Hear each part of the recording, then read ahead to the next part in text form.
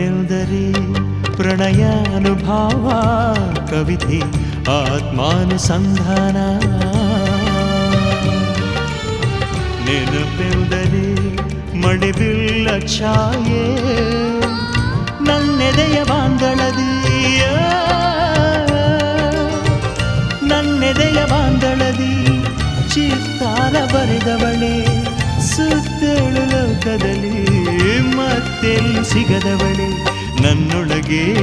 ಹಾಡಾಗಿ ಹರಿದವಳೆ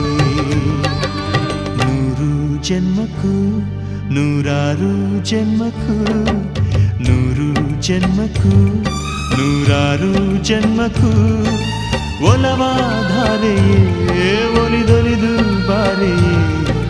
ನನ್ನ ಆತ್ಮ ನನ್ನ ಪ್ರಾಣ ನೀನೆಂದು ನೂರು ಜನ್ಮಕ್ಕೂ